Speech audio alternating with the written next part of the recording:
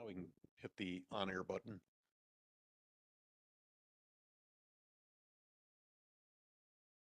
I'll call the General Government and Finance Committee meeting to order at 5:43 p.m.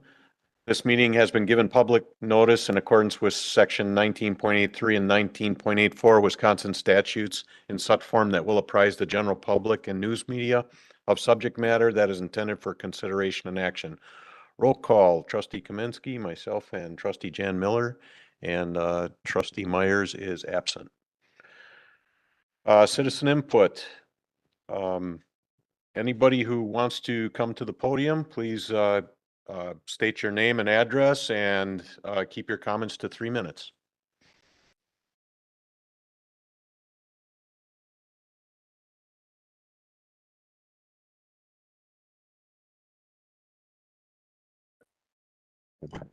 Scott Heffley, W159 and 10514 Old Farm Road, Germantown. Just a couple things. I did look over the agenda. I'm not clear on the request to increase the deputy village clerk position from half-time to full-time. It looks like it's a permanent thing. I don't know why it's permanent when we're looking to cover a medical leave. I think we could handle that a different way, because when you add salaries, as I've been told many times in public safety, they're forever. So in a budget cycle, we have to be careful in how we spend money now and going forward. Very interested in hearing what whoever's going to do the presentation on citizen input policies and procedures.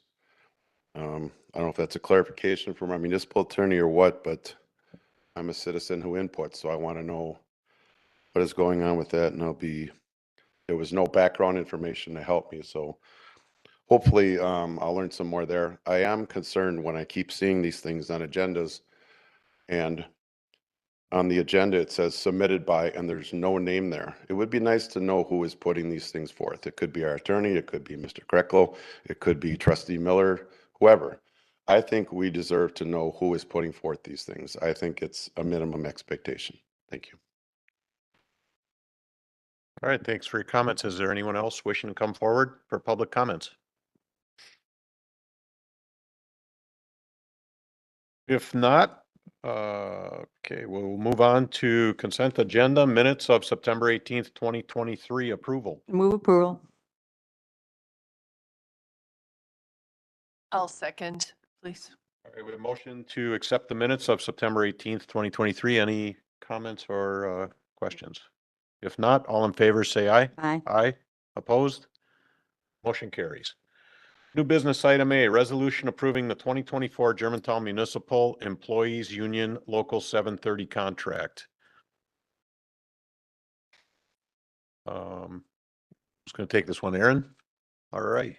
So this was discussed by the village board and then brought back to the union and they agreed upon it. And so this is just coming back before you for final approval. And this will go through village board. I believe it's on tonight's agenda. So this is just a recommendation. It shouldn't be on tonight's Is it on agenda. tonight's? It shouldn't be. It should be on next. Okay. I'm sorry. I didn't see that, but it should be on the next agenda. Right, it's not. The next village Thank board. you. Yep. So the items are listed there with the increase of 4% wages Correct. is what was discussed. Trustee Jan Miller. Aaron, can you update and remind me, what is the incremental difference? I mean, I know what the per hour is, but what is the net effect on an annualized basis? Sure. The net effect was about $10,000. Okay. Yep. Thank you. Any other comments, questions? Otherwise, I'd entertain a motion to move this forward. I move to move forward the contract resolution approving the 2024 Germantown Municipal Employees Union Local 730 contract. Second. All right, we have a motion to approve the contract with Union Local 730. Any other discussions or comment? If not, all in favor, say aye. Aye. Aye. Opposed? Motion carries.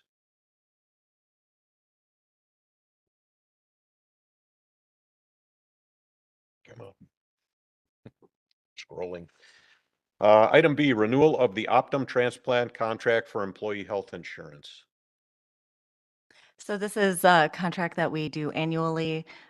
So kind of like our stop loss program, this is for the really, really big claims. So instead of paying for stop loss, we have to pay up to a certain percent or a certain amount, and then the stop loss starts covering it. In this situation, we just pay a premium and then everything is paid. So if somebody has like a lung transplant or something like that, then it is all paid for by this company, and we only pay the $13,000 premium annually. So unlike the stop loss where we have to pay a certain amount until the stop loss carrier starts paying for it, in this situation, this is for the really, really large claims. So, So does this cover just transplants or I is think it just covers transplants, yes. I'm sorry, I would have brought Carmen in for more explanation, but yeah, I think it just covers like. So this really transplants. bypasses stop loss and is Right. essentially another insurance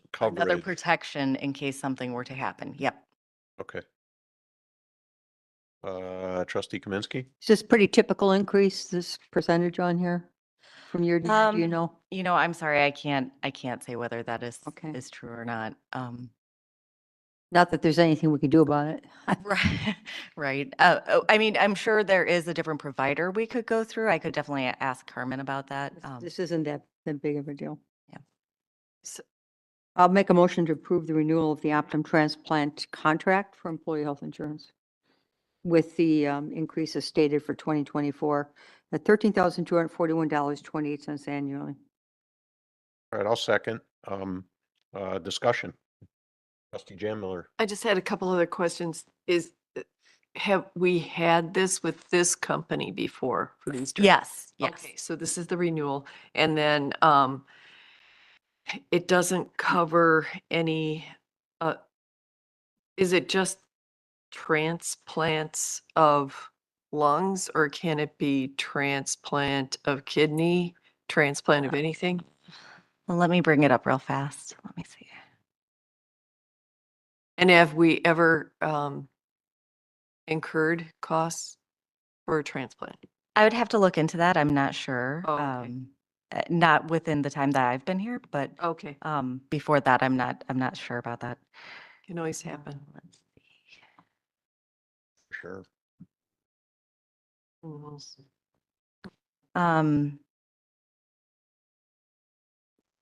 And it doesn't really spell out the things that it covers in this renewal statement, but I could definitely get that for you. Okay, that's fine. What is the title of it when you look at it? It's just the renewal, the Typically, they cover all types of Optum managed transplant Optum program. managed transplant program. because they're all equally expensive. Right.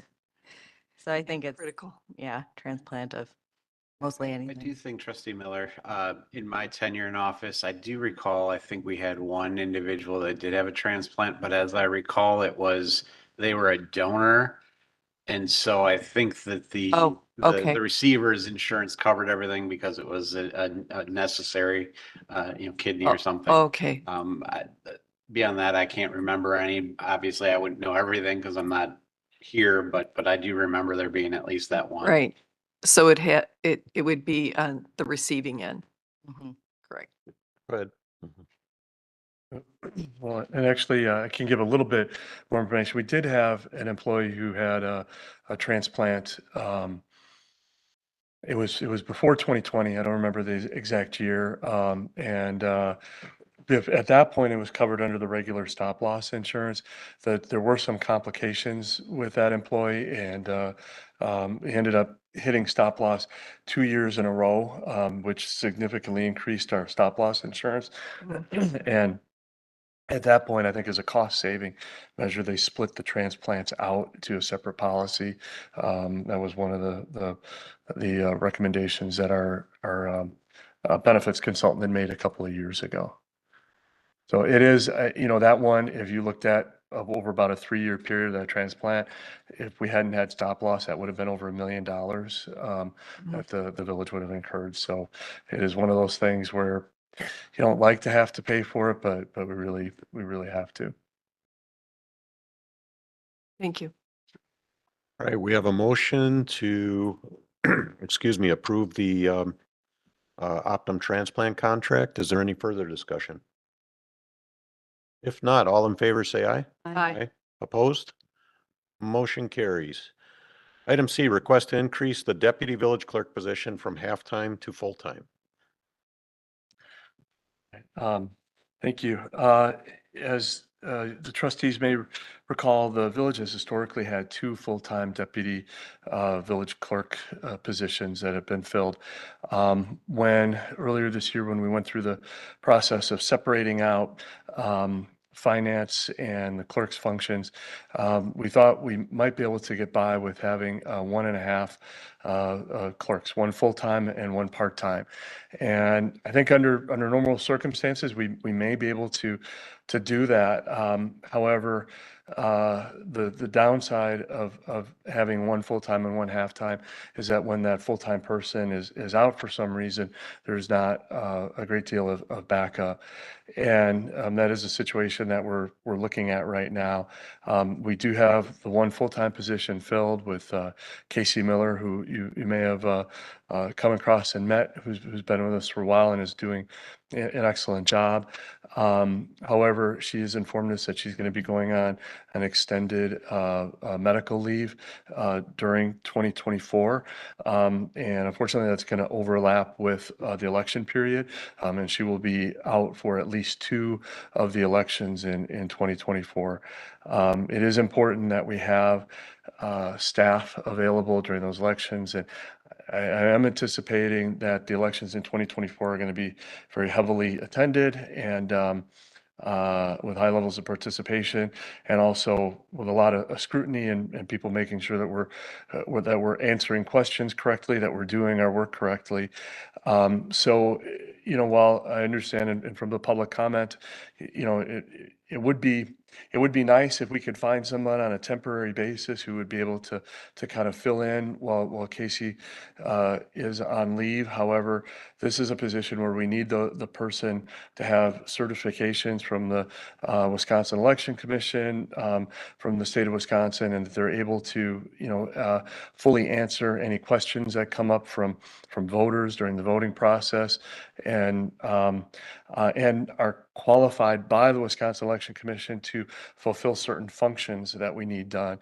So as a result, I'm asking that it be increased from a half-time funded position that it is right now to a full-time position, and for the ability to begin hiring as soon as possible for that position, so we get someone on board before the end of the year, ideally. This is the recommended budget that was submitted to the board includes this position funded on a full-time basis. So there is funding in the 2024 budget for this as a full-time position. And because of the position has been vacant, there is funding in 2023 to fill the position on a full-time basis for the remainder of the year if the board gives approval for that. Just a general question, Steve, when we do have somebody on an extended leave, can you fill that job temporarily? I know you have to hold the position, obviously, but is there something in the, can we do that? That is an option. Yeah, in general, that when someone is on leave, we do have the ability to go out and fill a position on a temporary basis when that's possible for that type of position. But legally, yes, we can. Okay. Trustee Jan Miller? When is the event of the person taking leave occurring? Is that January? What are we talking about here? May I ask the village clerk to give some of those details? Do you have that? Yes, it's going to be early February, Okay, as she knows it today. okay. November, December, January. We already have approved a part-time person, what is the cost of the part-time person? I'm going to phone a friend and ask the finance director if he could help out with some of those Matthew. numbers there. Yeah, so a part-time position for the village clerk's office, his salary is about 30,000, Uh-huh. plus benefits. If that Uh-huh. was full-time, it'd be an additional 25,000. Oh. And to the best of my knowledge, we've had a clerk and a deputy clerk and maybe a treasurer, like 3 people. I don't remember. I'm just saying, I don't remember anyone as a deputy clerk. Well, and that may have been, uh, it was, before our former finance director retired, then we had a village clerk and 2 deputy clerks.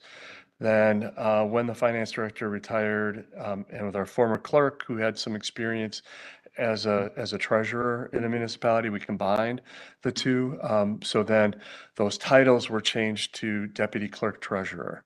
And then when Deanna Braunschweig, who was our former village clerk, left, we again separated those functions back out.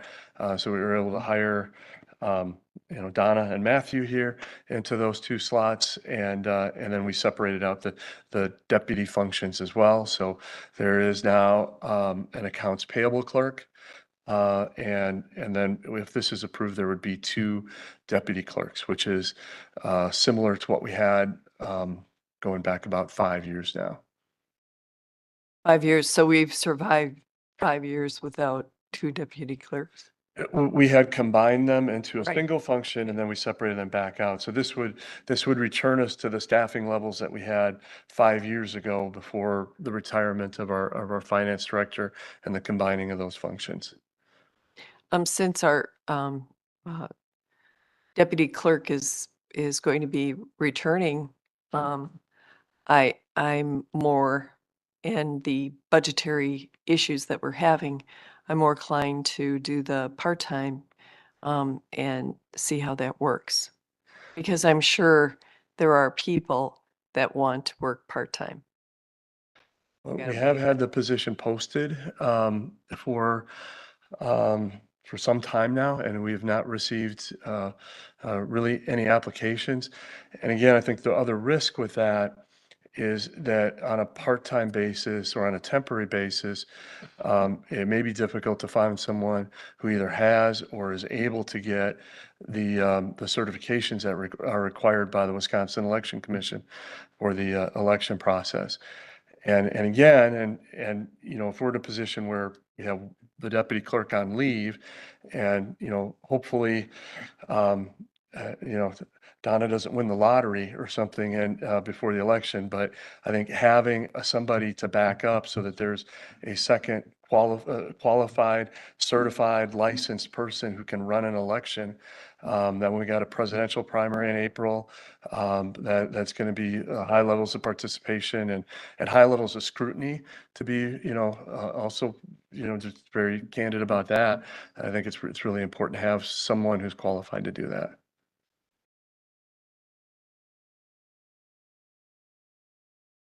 Okay, Trustee Kaminsky? I could see the need for this, particularly this year. This is going to be a crazy year in the clerk's department.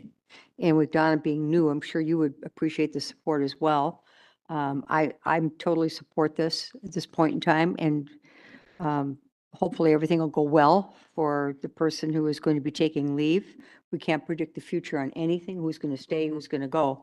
But I think for what we're facing next year, this person has to be up and running immediately, hopefully long before the end of the year. I'm going to go ahead and make a motion to approve the request to increase the deputy village clerk position from half to full-time. I'll second. Yeah, I'm in support of this as well. Ever since I can remember, we've had 3 people in the clerk's office, maybe not 100% clerk position because some of it was finance in the past. But prior to that, prior to combining with Deanna, there was 3 people in the clerk's office. And they were busy. It wasn't like they were sitting around. So I do think there's a need there, and we got by for a while without it, but it's needed again. This has to go through village board, right? Yes, and because of the timing, and again, the hope was if the village board wants to go this direction, that we could get it advertised and out quickly so that we could, ideally have someone in place before the holidays. We did put it on the village board agenda for tonight, not on the consent agenda, but Mhm. but on the regular village board agenda. So, Yes, yeah. I thought you just said that you had advertised for it. On a part-time basis, yes. And how long did you have that up? I don't know. It's been I a don't- couple of All months. for the summer. Yeah. Yeah, it's been at least a couple of months that we've had it up. And we did have it posted when we hired Casey, for example, we had advertised on the Wisconsin Municipal Clerks Association website.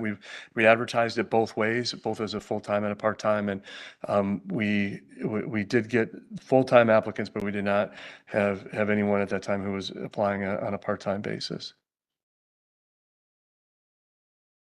All right. Any further discussion? If not, we'll vote, excuse me, we'll vote. All in favor, say aye. Aye. Aye. Opposed?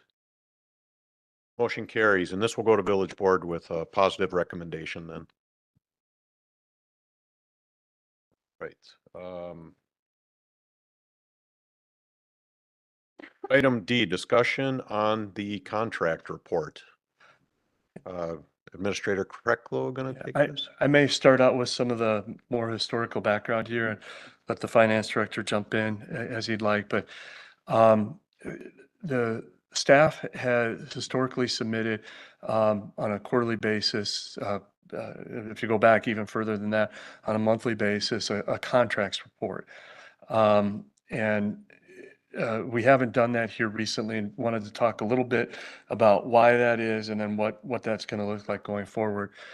The report that had been submitted had historically been a spreadsheet that was put together initially by the finance department, and then every time when the report was due, it would get emailed out to all the department heads and say, here's the spreadsheet with the contracts, provide any updates that you have to those contracts. However, our old finance system, MSI, the contracts were all done outside of the system. Purchase orders, contracts, none of those transactions or documents were recorded in the financial system. It was all done manually on pieces of paper that were routed through. So there was no way of checking or verifying the information on that.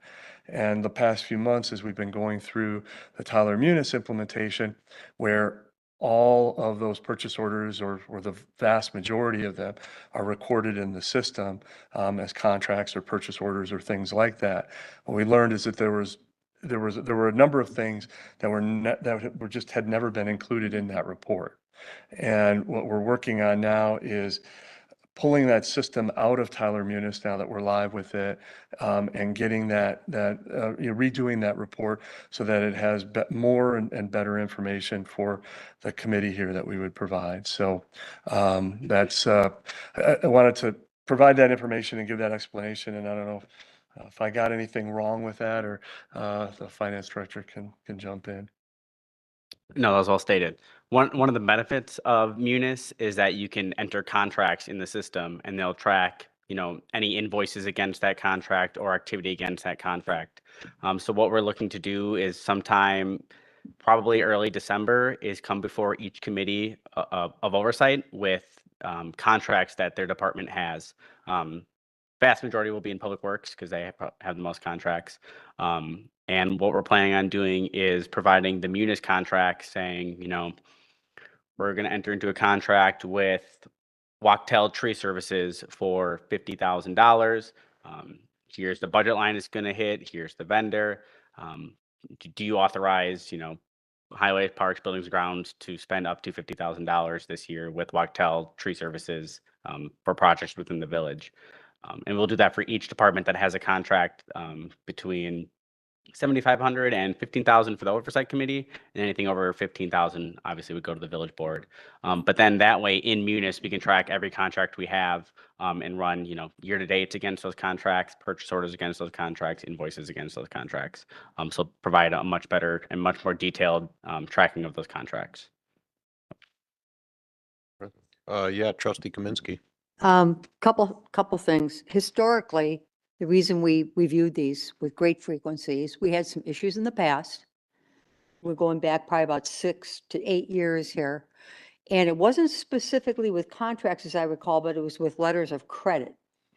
And we had missed one, and it was not a good thing. And so then we decided on this committee that we wanted to view these things on a monthly basis and really backstop that person who was in charge at the time. Now, granted, things have gone smoothly since then, and I frankly am more concerned about letters of credit than I am big numbers than with these contracts, because nobody should be asleep at the wheel when it comes to a contract. There is an individual for each contract who is responsible and will be held responsible for that. I'm fine with this new way of doing the contracts, as long as what I just said is true, that everybody's really watching this very closely now through the new system. The problem being, each contract comes up at a different time. I mean, it's not like they're end of the year necessarily. So we do, just so we're all aware of that too, unless you're trying to get everything onto a system. But just so we're aware of that, because these contracts can come up in the middle of the year. They're not going to necessarily Correct. come up in These December. are ones that, we're anticipating that, we typically bring maybe in January, February, March that we Yeah. know are going to be coming up. Like, Okay, historically we spent a certain dollar amount with Wachtell, and maybe we'd Right. like to continue to do that, maybe not.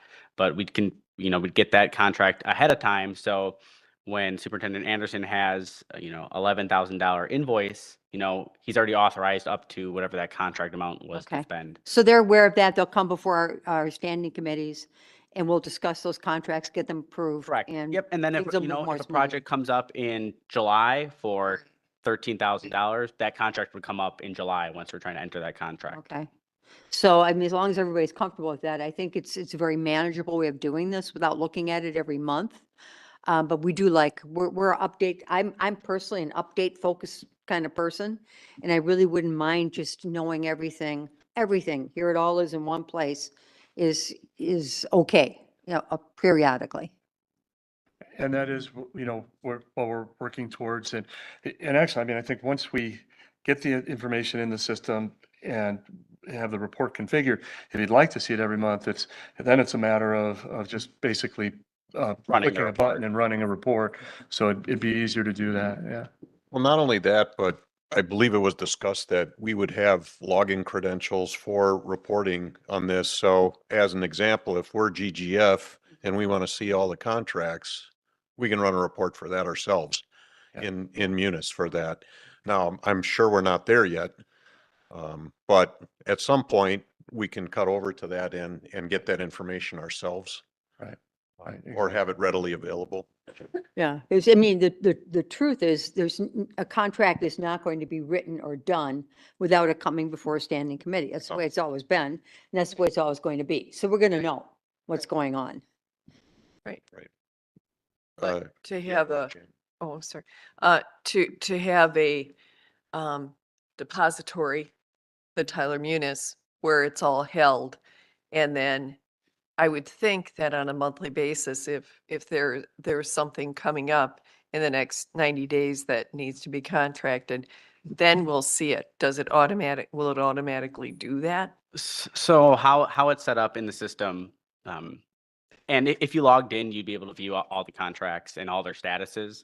But how it works in the system, let's say I'm trying to enter a contract with Tyler Munis for implementation, and it's $20,000. I would enter the contract information. They'd provide me a quote. I would enter the contract information in the system, and then it goes through a workflow process. I have spending authority up to X amount. After that, it goes to the village administrator. Right. After that, it goes to committee of oversight. After that, it goes to the village board. So it has to pass all those levels of Gets those of approvals. oversight, get all those approvals until, then you'd go into the contract module and you'd see, approved or whatever it would state now that it's active. And the contracts that I'm thinking about would go out to bid or, Some would go out to bid. I mean, it really depends on the contract. Some would go out to bid, Public Works typically are required to go out to bid. right. Some are not, but And to trustee Kaminsky's point, where is the letter of credit and how do we check that? If it was a concern, is it attached some way? like onto a contract, Right, yeah, that information would all be attached Okay. on the contract. okay. And I'll just, if I could just add on the letter of credit question and discussion. So with the retirement of the Public Works Director, he had been the person who had previously prepared those reports.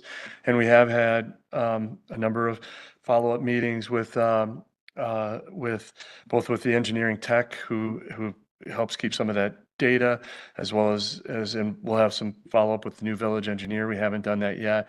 But the finance director has done a good job of kind of documenting that. The village attorney has been involved in those conversations to make sure that we have, with the turnover, that we have those processes in place, and we don't lose anything here in the transition period, and that we have all the controls in place for the letters of credit. And I think we're doing a good job with that and moving in the right direction with it. All right, thank you. Anything else on the contract report? Sounds like it's a work in process, but by December, are you thinking December meeting or January meeting? It'll be one of those meetings where we're gonna, in preparation for 2024 and the adoption of the budget, we'd like to have those contracts in the system ready to go, Right. so we can start acting on those contracts. Thank you. We'll move on to item E, discussion on citizen input policies and procedures. And for this, we'll go to Attorney Sajak. Sure. So just kind of as a very basic introduction, this presentation this evening may be the start of something. It may be just informational. That's really up to this body. Ultimately, if there is going to be more, there will be more public input discussion process that's part of it. The other thing to keep in mind is that the focus tonight is largely on what the law requires, not necessarily what may or may not be good politics or good public policy. Often those intermix and are the same, but not always. But with that said, wanted to come to you this evening because the number of trustees and actually some staff members and even some members of the public have contacted me expressing concerns about the public comment section on the village's agendas. Those concerns have ranged from everything from the length of time that the comments have been taking, the tone of some of the comments, the repetitive nature of some of the comments, the veracity of statements that are made, the amount of back and forth that has more recently been more common, why one particular agenda has public comments and another one doesn't, just a lot of questions and concerns about it. And so with that in mind, if we look at the legal background of what's legally required, what the statute says is that a public notice, which is what we need to provide, the agenda in other words, may provide for a period of public comment during which the body may receive information from members of the public. Further, a different section of the statute does provide that if you have a section of public comment on your agenda, that the governmental body may discuss any matter that's raised by the public. Now, unfortunately, as the legislature is known to do, they don't really define what discuss means for us. And so, for example, the concern of the back and forth that we've seen at the last number of meetings, whether or not that's allowed or not, it's really hard to say. Basically, on that particular point, what the Attorney General says is that you just need to be mindful of the fact that at the end of the day, you go back to the bad key decision. That's the one that you see at the bottom of all the agendas. That if there's more, if there's members of another body that are there to get information, we have to notice that. The reason we notice that is that the bad key decision says that information gathering alone is a function of a governmental body, and so if that discussion during the public's comment period starts getting into more in depth and you're really gathering more information, in particular, if it's a topic that might be either on the agenda that night or on a future agenda, that you may, unwittingly trip yourself up by falling into that information gathering component. And so what the Attorney General's office really says is just to try to limit it to, fairly simple answers. The appropriate person for you to contact, ma'am, would be the planning department, or that is on the, October 15th meeting, or, things like that. But to get into a significant back and forth is probably not acceptable, although it's a little bit unclear. With that said, at the end of the day, when you take those two sections of the statute, what the Attorney General says is that, in general, the Open Meetings Law grants citizens only the right to attend and observe meetings. It does not give them the ability to speak or to actively participate in that meeting. Likewise, it doesn't require any governmental body to allow for that. And so you can have public comment section, you cannot. You can put restrictions and limitations on it. Whatever those restrictions or limitations may be are probably okay, as long as you're not being discriminatory. So, if, for example, you said that we wouldn't allow women to speak, that would be bad. But, as long as it's non-discriminatory and, equally applied, generally, you're not going to run afoul of where you're at. And so when we go back to some of the discussions that have taken place, some of it is more process and procedure based in terms of how we handle things and how we do things. So for example, one of the ones that I became aware of today, which isn't on the slide because I had already prepared it, is just a question of, why would we not have citizen comments on the committee of the whole agenda that is coming up? And the answer to that is that it's A, not required, and B, at least when we look back historically, public comment hadn't been on the agendas. It had been put on, I think, one or two of the first committee of the whole meetings as we went through the budget this year, and that was identified, and the village president decided that we would take it off because the budget process, the input, the public input that's required is actually the public hearing that ultimately happens before the village board. It's not to say that you don't want to take some of that public input and consider it, or to have it. Again, that's a policy issue, not necessarily the legal issue in terms of what's going on. And so when we look at the various concerns that are there, unfortunately, there isn't a whole lot that you can do about the tone of the comments. Certainly you can ask speakers to be respectful and to not be, angry and accusing people and those types of things. But at the end of the day, you can't really police that very well. And remember, in a lot of cases, the people are here because they're frustrated with some process that hasn't worked in their favor. Whether it's something that we were aware of specifically as a village, or even something that they've just been dealing with outside of the village, and they're now coming to us and saying, I need help. How do we do it? Those people are going to be angry. They're going to be upset. And so it's hard to police that. Some of the other things, I think there are, changes or policies that could be made.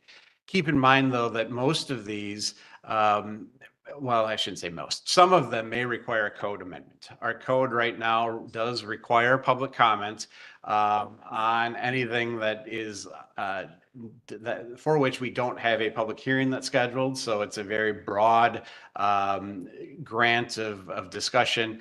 And that applies to the village board. The village board does have to have right now the provision of public comment because the code does it. And so to change that in any way would require a code amendment. Anything else that we would look to change, likely we would, at least in my recommendation, probably do a resolution that would adopt some policy that we would establish to do that. So with that in mind, some of the options that exist is we could just do nothing. It's been working. I've been here for coming up on 12 years now, I think it is. We haven't had a problem, significant issues in the 12 years that I've been here. Maybe it doesn't warrant a change. Other things that we could do is you could limit the time that's available, whether it's, as we've seen, we do impose the 3-minute, kind of time limit, which has been something that's been in place for my entire tenure, presumably before, but I don't know. But you could also set a total time limit. I know that there are some communities that, for example, will just say that you've got 20 minutes of total time. And what the clerk will typically do is you require everybody who wants to speak to sign up on a sheet. And then she kind of calculates it out and says, okay, we've got 6 people, so you each get 2 minutes because that's what's going to take us to the end of the 20 minutes or, something along those lines. So you could limit time. You could change the placement of the comment section. There are some meetings, for example, that put the public comment section at the end of the meeting. Basically, the idea being is that we are here to get our business done first, but we still want to hear from the people in terms of concerns that they might have. And so you still have that ability for them to speak, but you just do it at the end. So you're not interrupting all of the other people who are here to get their business done as anticipated, as opposed to people who just come in.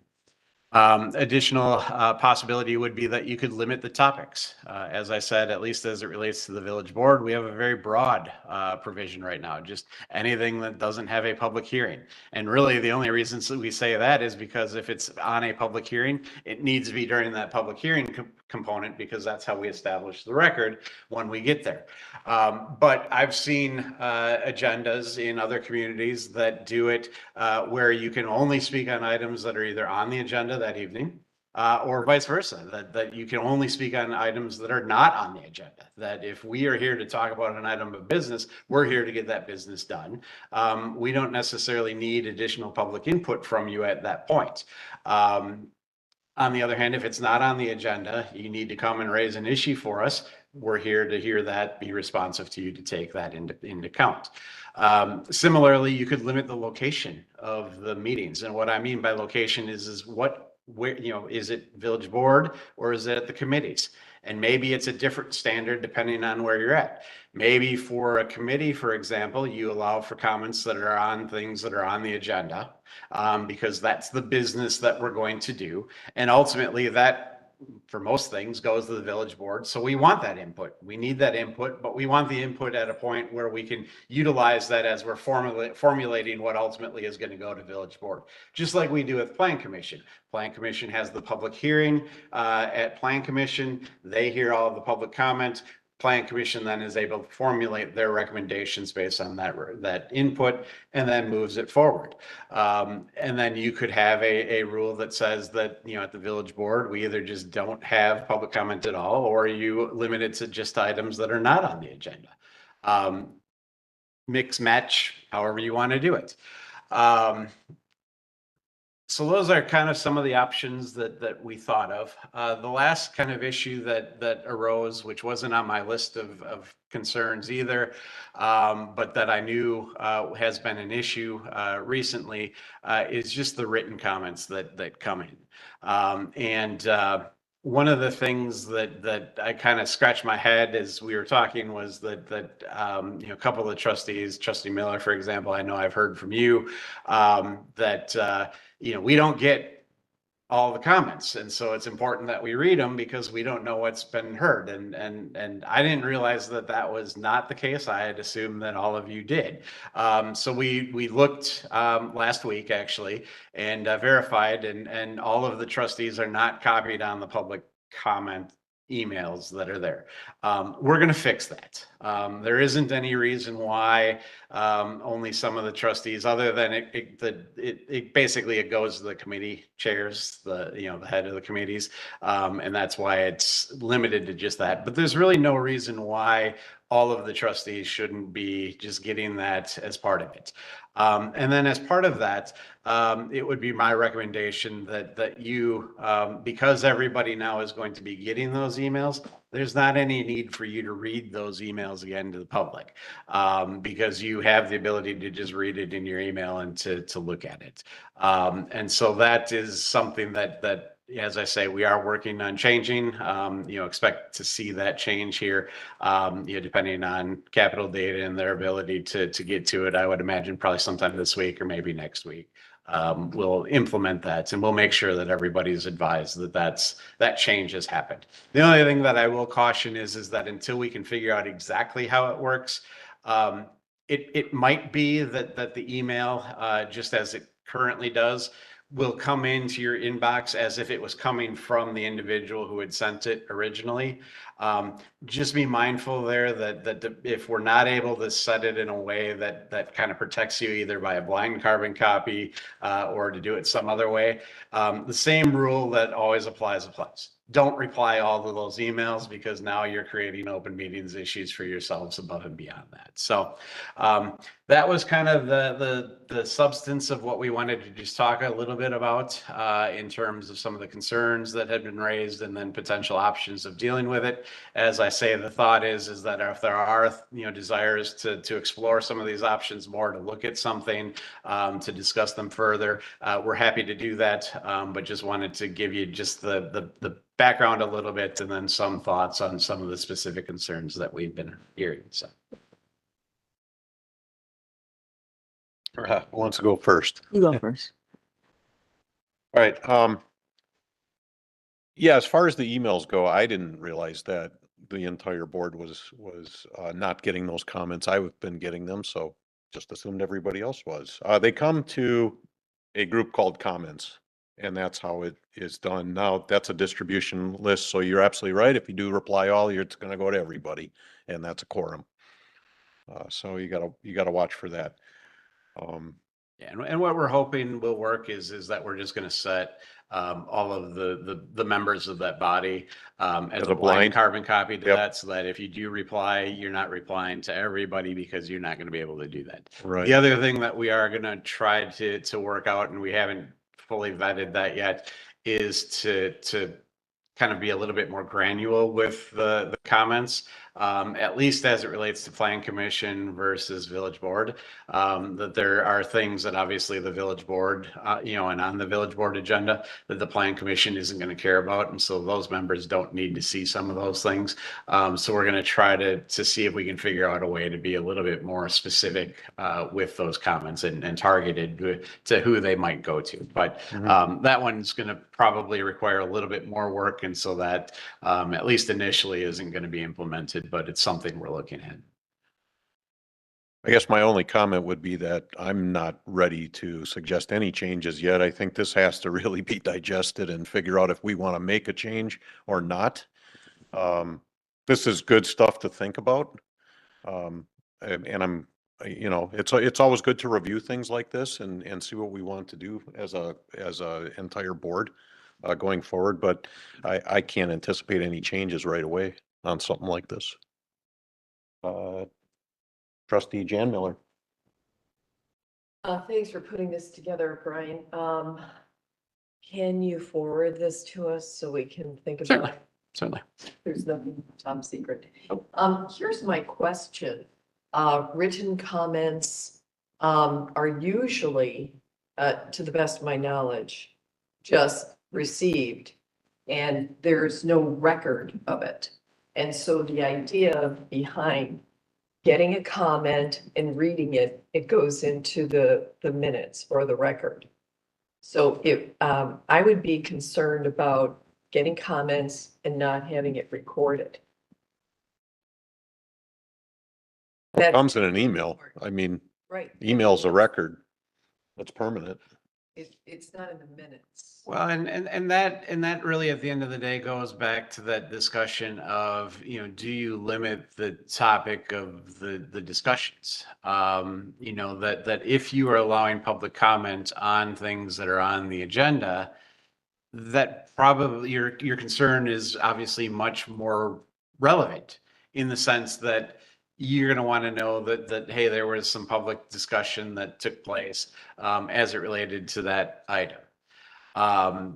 Clearly critical as it relates to public hearings, and that would continue.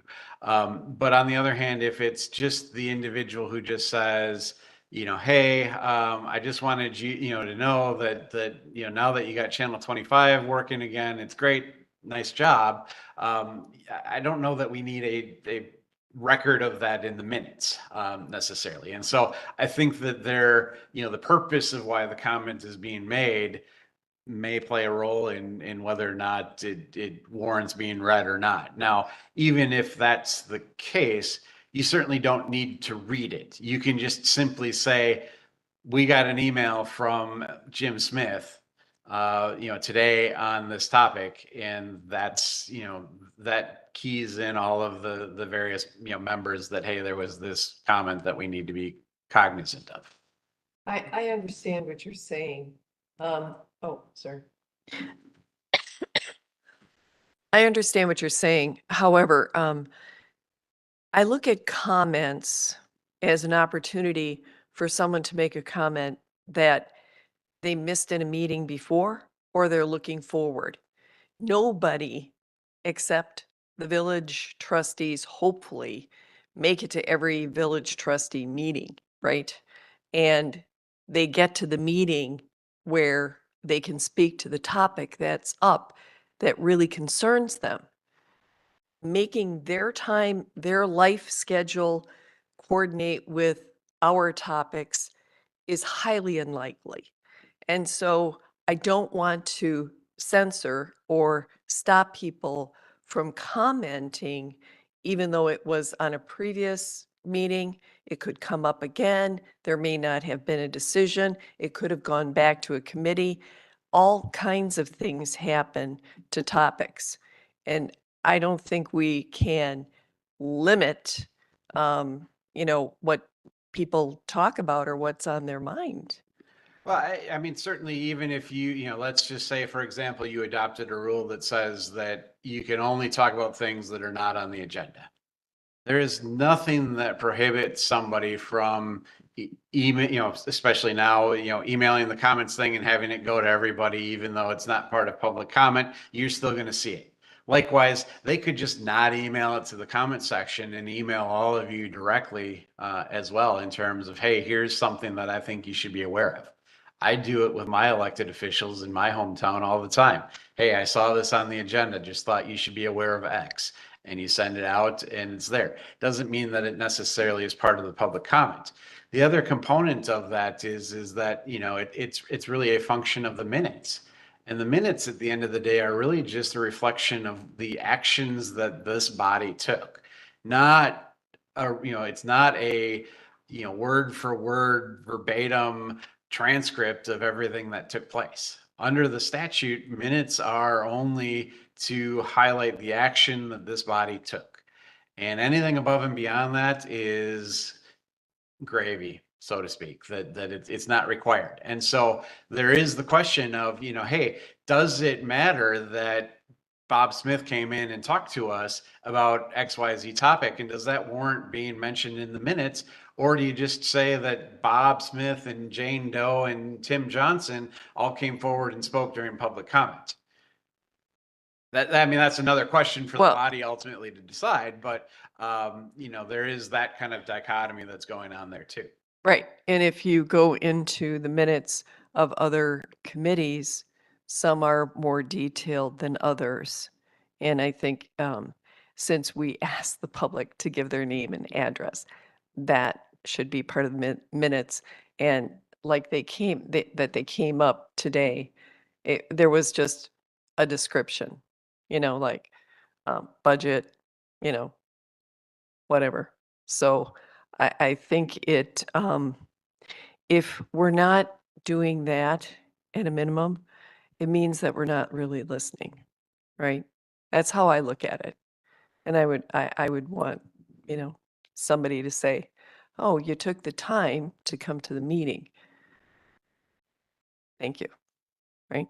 Trustee Kaminsky. I think you're right. We have to digest this because Right. it's a fine line between getting input from our residents, which we appreciate, need, and should welcome. And yet at the same time, occasionally I find that if people would just wait until the topic came up during the meeting, they would find the answers there. I mean, I get it, but I'm just saying, I'm Yeah. looking forward to looking at this more closely. On any average given day, we don't have people commenting. We have 2 people generally commenting that come to every meeting. We don't have 25, 30 people in the audience commenting. I go back to the biggest issue that I still have ever faced on the village board, Garbage which probably cans. goes back 12, 13 years, when we decided to change from the little blue recycling container to the one you currently have at the end of your driveway every other week. We were here till midnight, and David was here. We were here till midnight, at least 2 weeks in a row, maybe 3, listening to people about how they did not want this huge container in their garage. And we listened to comments. I mean, went on for an hour and a half to 2 hours, the comments. And we dutifully listened to it, went home at midnight bleary-eyed, and we kept doing this. And now everybody loves their containers, and people don't like change. I mean, that was that whole thing. That's been the biggest issue that we've had. You see how many people don't show up when it comes to the budget? Because they elected us and do trust our judgment, hopefully. Or what's the point of having an elected board? And so I think the trust should reside in this board. I think the majority of us, if not all of us, tried to do a very good job of preparation and doing our homework and coming up with logical expression of how we feel when we come to this board and why we vote a certain way on behalf of our residents. That said, I still want to digest this because it's a fine line. It's a very fine line. I don't want to push anybody back. And at the same time, I don't want to draw these meetings on infinitely because you're never going to get anybody to run for these positions again. Nobody wants to sit here for an average village board meeting from 7 until 10:30 at night, every week, every other week. They don't want to do that. And we should be able to work more efficiently than that if we do our job. So I'm going to digest this, and I think it's something at some point that that presentation should be given to the whole village board, which would be up to our chair at some point. But let's just let it settle. It's the first I've heard of it, that even being an issue, to be honest with you. Yep, and as I kind of started off with, that was really the intent of this evening, was really just to start the thinking process. Certainly not recommending any particular changes at this point in terms of what was there. Just really responding to some of the concerns that I've heard and making sure that everybody's kind of aware of it, so. Just quick. Yeah, Jan. I agree with you, Terry. We just need to digest this. But one of the things that I will say is I am a taxpayer, and I would like to be, if I have something about the taxes coming up or the budgets that directly affect me, I would want to be heard, most assuredly. And so that's why I think it's so important to have citizen comment during the COW meeting. That's all I'll say. And I'm disappointed we're not. Yeah, Comment? I tend to disagree. That's what the public hearing is for. Yeah, But it's already done. Well, not really. no, We haven't nothing's been approved it finally until approved. after the public hearing. But that makes a long meeting too, just saying. Can I make just one more response? I think we're all pretty much on the same page on this, but especially for the budget, in all the years I've been on the board, I don't ever remember anybody coming to say anything about the budget at all, ever, honestly, except in the last couple of years. But the reality is that we're very open and liberal towards listening, especially now that we have these public meetings where people can come and talk about the budget. And you see how many you can fit them in the palm of your hand, how many you show up for that. Because I know before I got involved in this, it was over an issue that I had to come before the Plan Commission on that made no sense at all. And I ended up getting an ordinance change based on it not making sense. And it was a long process and it cost me money, with all these different approvals to the village and everything. I'm glad I did it because before that, I had no idea how village municipal government worked, nor did I care. I just paid my taxes every year. But when all of a sudden it hits you directly, you begin to take a greater interest, but that's okay. And that's how it should be. And if we're doing everything good, why would anybody show up? Anyway, I think this horse in the ground, so. Yeah. Yeah, I think we've had enough comments about it and for now, but yeah, thanks for bringing this forward and we'll consider it and see what we want to do in the future. Yeah, please send us a copy. Yeah, I will. Thanks. Yeah. All right, with that, we're going to move on to reports. We'll go through accounts payable reports first. Hold on. Got two different agendas here. One breaks it down, doesn't it? I like the look of the new.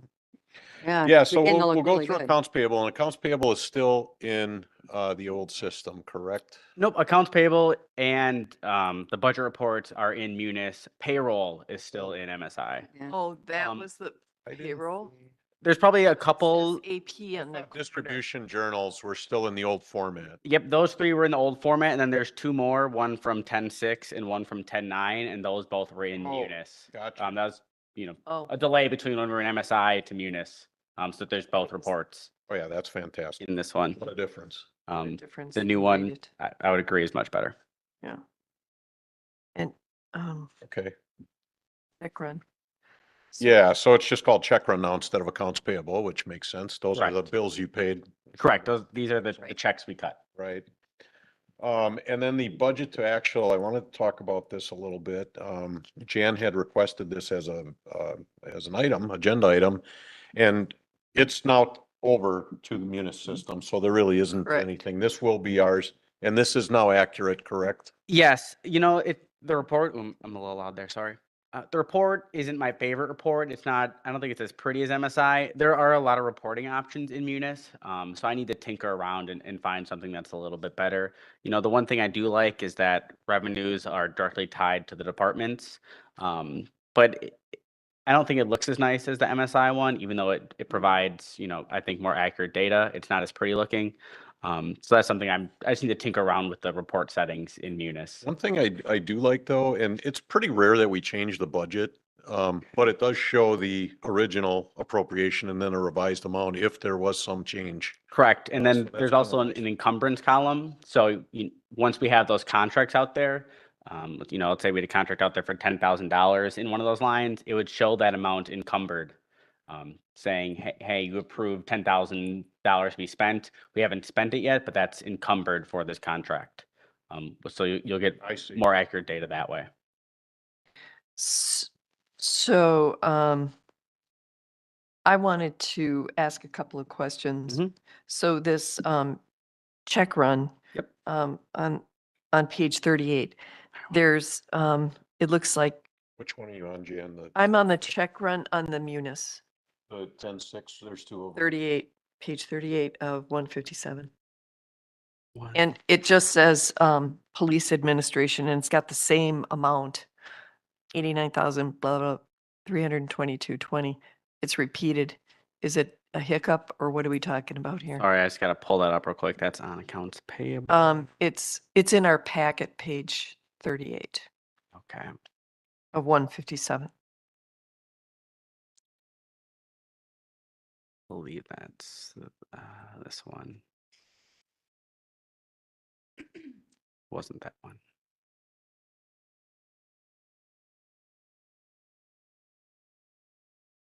It does say 10.9.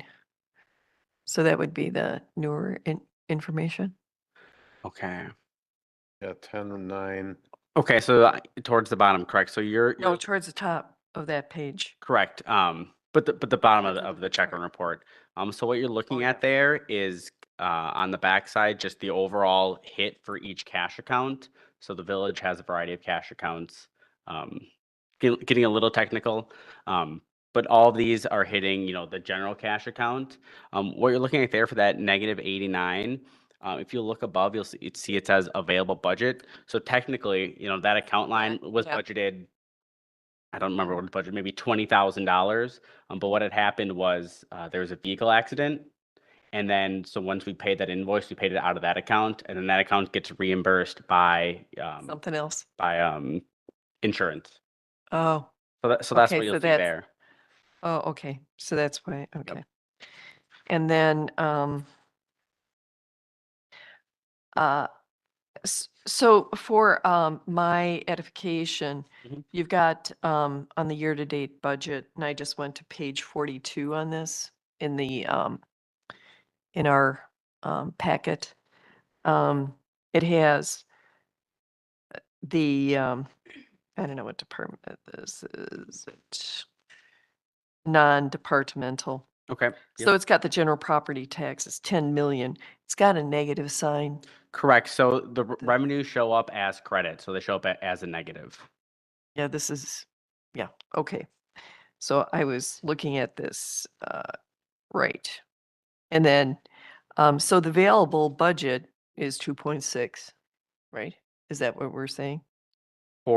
I'm sorry, I'm For pulling it that up right line item, for that. Correct. So there's, $2.6 million of property taxes outstanding. Right. Oh, outstanding. Okay. Correct. So next month, So we've collected 75% of our taxes. Is that what you're saying? At the far right, it says 75%. Correct. So yep, that is the amount remaining, or the amount we've collected. I'm correct. All right. And then,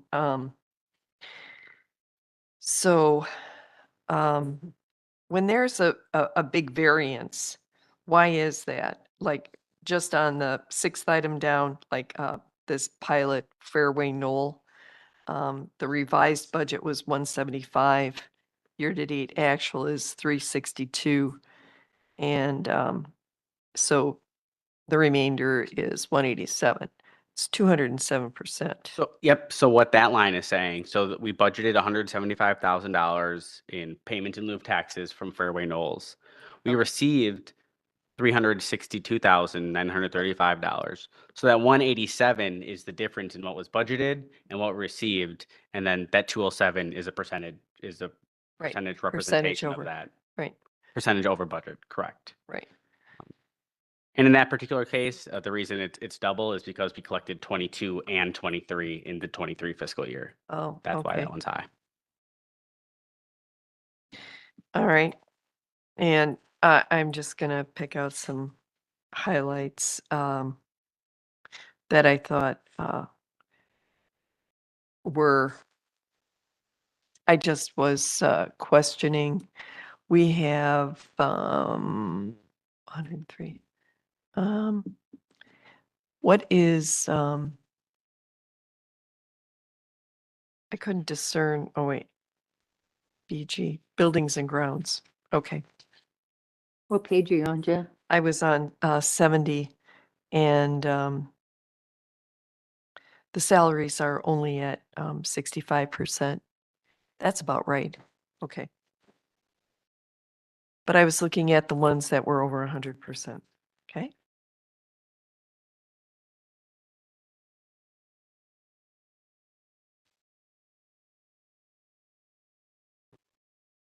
And where in this budget, I didn't see it, doesn't mean it doesn't exist. Mhm. You have the library in here, which I'm on the board concerned about. And on page 76 of 157, you've got the revenue, the county revenue, fines. But where are those temp investments, like the Ameritrade investments? Where are those in this report? Are they even in? Like the capital. Yes. So Is that back? it would not be in this report. It's in, if you look at a balance sheet report, it'd be in there because it's a asset line. It's not a Okay. budget line. So you wouldn't see them in this report. Okay.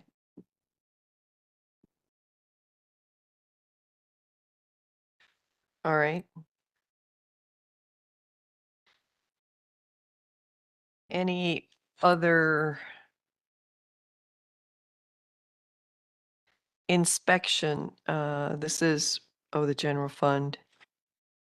What is inspection? Is inspection, the They say safe built. built? Okay. Correct. That's the largest expense in that Okay. budget. And how do you figure out what is the line item that figures out or is the income that they charge for all of these things? And then how do we get our percentage off of that line item? So they invoice us monthly, based on, the revenues or the fees Right. they collected. Okay, but where would that, wouldn't that If be? you want to look at a specific invoice, this would be something you'd be able to do in the future. In this line, the revenues are split between multiple revenues. You know, there's building permits, there's electrical permits. So it's all categorized. Correct. Correct. Those revenues are split between their permit type. Okay. Right. I wasn't sure if it would just come out on one line or not. Now the expense is on one line. If you look in the inspection budget, Yes. I gotta go find it. Permits are on page 76. Oh, I'm sorry. No, It bounced on me. 79. Yeah. In the inspection budget, there's a line called inspection contracted services. That one. Okay. That is where that expense is charged. Okay. And what's the difference? What's the planning and zoning? I mean, is that, That's more community development. all right. Just wanted to make sure it wasn't part of the safe built. Nope, Safe Build is completely located in the inspection department, and then their contract is under inspection contracted services. And recreation, is that just the programming? Recreation is just the programming. It's not the senior center and it's not parks. It's just Okay. Okay, great.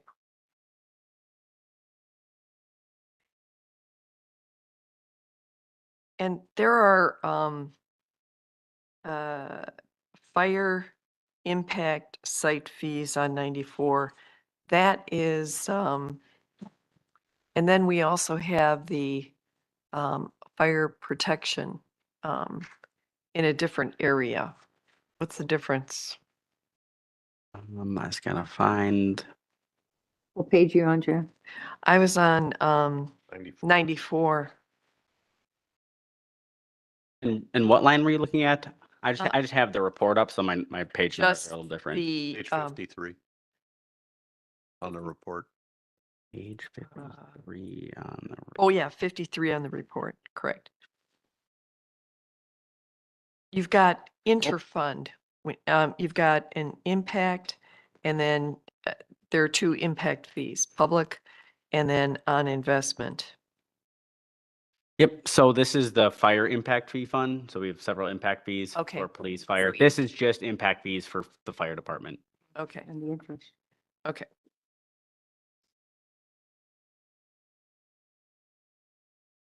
And how do you figure out the interest on on anything?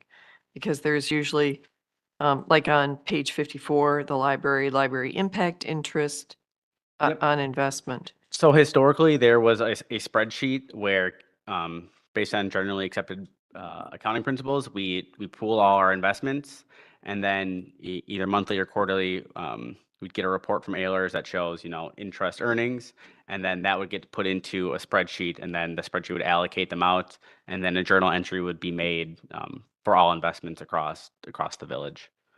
Okay, so is it based on the percentage of?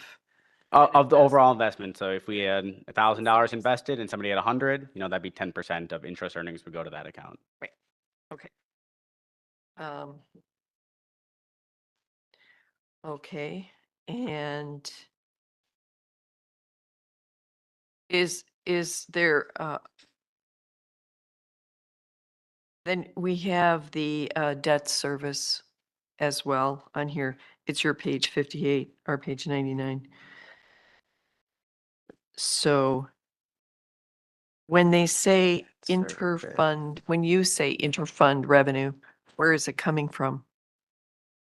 The third item. General property taxes, interest of investments, and then interfund revenue. Are you moving, is this transferred funds? Yeah, these typically would be funds from other funds. So, you know, tax increment district, Okay. Could be fits. impact fee fund, if they were paying a portion of the debt service. These would be other funds contributing to the debt service fund. Okay. Right. Was there anything that you wanted to point out to us in this budget that, Yeah, I mean, there's one thing I would like to provide going forward is if you notice, you know, the account numbers have changed compared saw to that. what you're used to seeing in MSI. It is set up on an org object, so the org is essentially your department. And so those numbers have changed. You know, historically, if you looked at village board, your org number would be 511. In here, it's 10 saying this is a general fund, 510 saying this is village board, followed by 3 zeros. So I do have a cheat sheet that I can provide to the village board That'd be great. if they'd like to have that. yeah, because I was trying to figure it out. It's Yeah. different. Yep. Okay. Close, but not quite the same. All right. That's what, those were my big questions, just verifying. Right, Anyone else? Anything else? Not for me. Great. Anything with payroll? No. All right, if not, we will set our next meeting. Our next should be third Monday, which should be the 20th, and we'll continue it at 5:30. 20th of November. 20th of November at 5:30. All right. It is Thanksgiving week though. It is Thanksgiving. It's the beginning of the week. Yeah. You know. All right. So with that, we will adjourn at 6:59. Thank you. Right on time.